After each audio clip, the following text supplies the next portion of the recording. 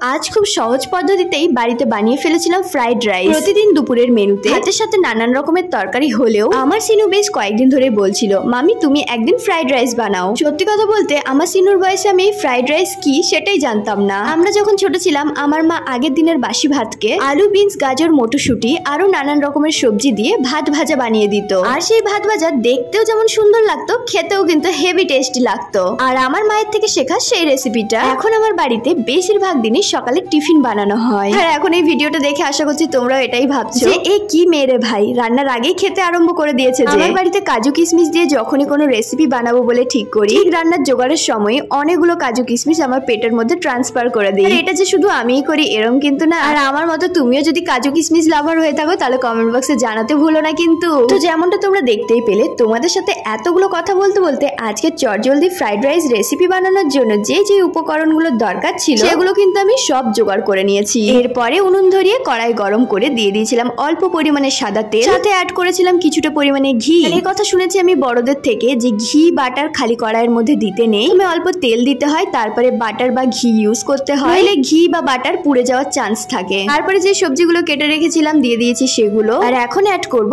গোটা গরম মশলা, যেমন দারুচিনি, এলাচ, লবঙ্গ। এরপরে সবজিগুলোকে কিছুক্ষণ নাড়াচাড়া করে হালকা ভাজা করে নেব, যাতে সবজির যে কাঁচা গন্ধটা সেটা যেন হালকা বেরিয়ে যায়। আর এরপরে অ্যাড করলাম অল্প পরিমাণে নুন। নুনটা এখন শুধুমাত্র সবজি ভাজার জন্যই আমি ইউজ করলাম, আর কারণ ভাতটা দিতে এখনো বাকি আছে, নুনের পরিমাণ কম বেশি হয়ে যেতে পারে। তো এই সবজিগুলোকে এখন ঢাকা দিয়ে কিছুক্ষণ ভাজা করে নেওয়ার পরে দেখো সবজিগুলোর রং কিন্তু অনেকটাই বদলে গেছে। আর আগের থেকে যে কাজু কিশমিশ গুলো ভিজিয়ে রেখেছিলাম সেগুলো এখন দিয়ে দিচ্ছি সবজির মধ্যে। এরপরে সবজির সাথে কাজু কিশমিশকে খুব ভালোভাবে মিশিয়ে নিচ্ছি। অনেকেই আছে ফ্রাইড রাইস এর মধ্যে ভিনিগার, সয়া সস ইউজ করে, তবে অন্যের কথা ছাড়ো, আমি যেভাবে ফ্রাইড রাইস বাড়িতে বানাই সেটাই তোমাদের সাথে শেয়ার করলাম আজকে। আর আমার বানানো এই ফ্রাইড রাইসের রেসিপিটা কেমন লাগলো, সাথে তুমি কোথা থেকে আমার এই ভিডিওটা দেখছো কমেন্ট করে জানাতে কিন্তু একেবারে ভুলো না। সবজিগুলোকে সব ভালোভাবে মিশিয়ে নিয়ে আমি এখন দিয়ে দিচ্ছি ভাতটা। এই ভাতটা আমি আগে থেকে গোটা গরম মশলা, অল্প সাদা তেল আর পরিমাণ মতো জল দিয়ে প্রায় 70% কুকড করে রেখেছিলাম। এখন কড়াইয়ের মধ্যে ভাতটা দিয়ে অ্যাড করলাম আরো কিছুটা পরিমাণে ঘি, পরিমাণ মতো নুন আর চিনি। ফ্রাইড রাইস মানে একটু মিষ্টি মিষ্টি ব্যাপারটা থাকবে, তাই তো? আর ঠিক সেই কারণেই চিনিটাও কিন্তু দিয়েছিলাম একটু বেশি করেই। তা বলে কিন্তু পায়েসের মতো মিষ্টি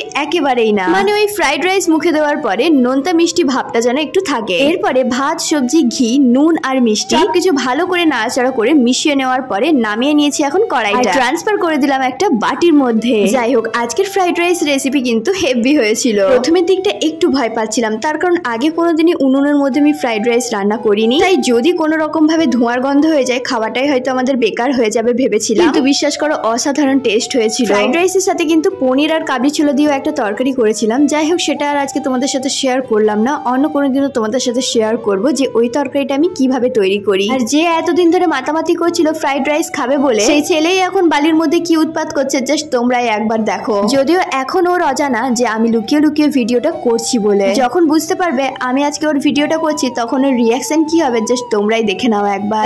আজকের মতো ভিডিও এই পর্যন্তই। তোমাদের যদি আমার ভিডিওগুলো ভালো লেগে থাকে আমার পেজটাকে প্লিজ তোমরা ফলো করে দিও। ততক্ষণ সবাই ভালো থেকো, সুস্থ থেকো। দেখা হচ্ছে খুবই তাড়াতাড়ি নতুন আরো একটা ভিডিওতে। আজকের মতো বিদায় নিলাম।